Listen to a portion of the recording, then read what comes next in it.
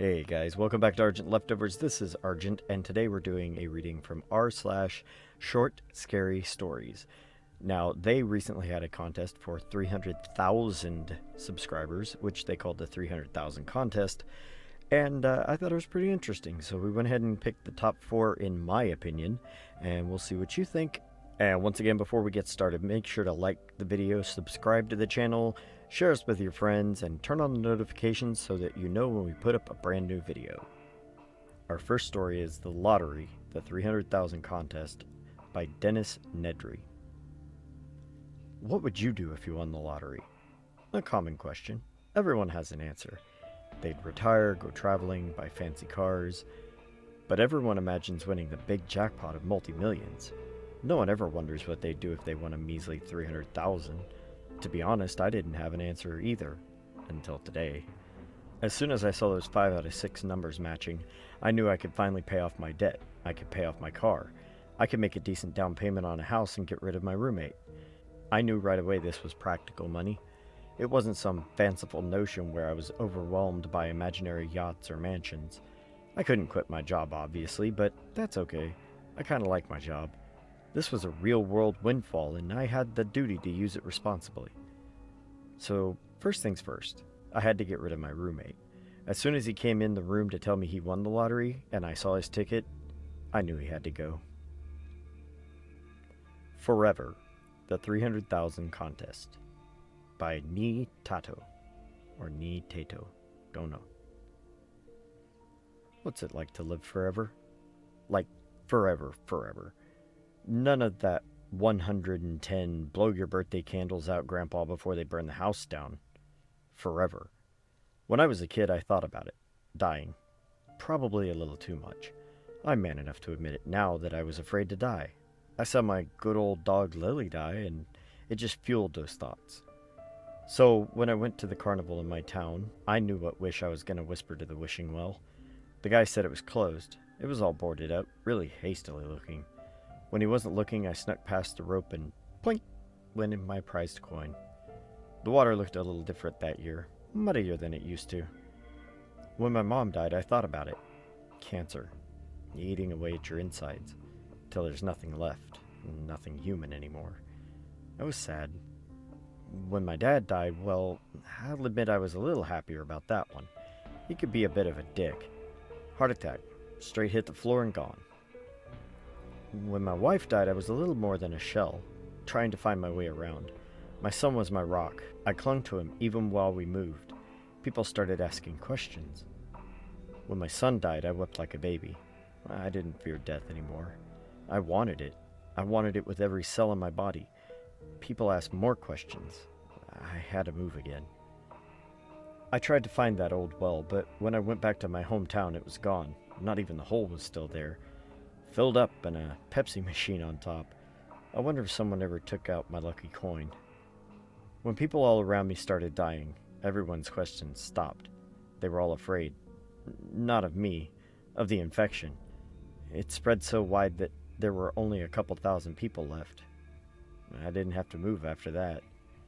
When the sun took the world in a fiery explosion, I was staring at the last human in her eyes. My hands were outstretched. My body hovered over her as if I could stop it. My skin cracked with heat, falling off my bones. My bones blinked white for a second before turning to ash. I still didn't fear death.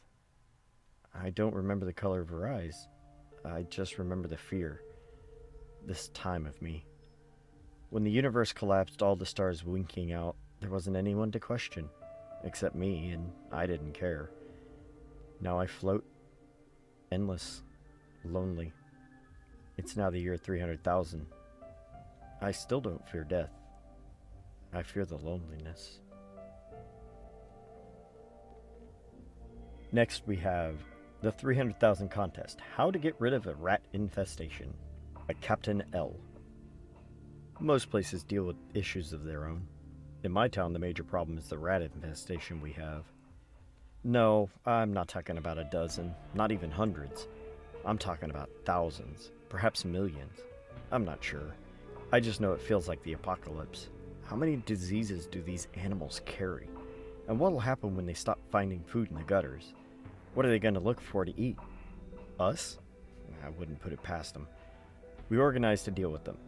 But I'm not gonna lie. I really don't like this job. Watching those filthy rats get near you or scurry away, infecting everything they touch, I feel the anger crawl in my veins every day. Who do these animals think they are?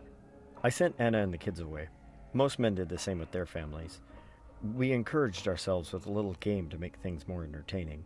Whichever group gets to kill 1 million rats first gets free beer for a year, and that gave motivation to all men, even those that didn't have families. I hope we win. Luckily, my friends are outstanding when it comes to the job.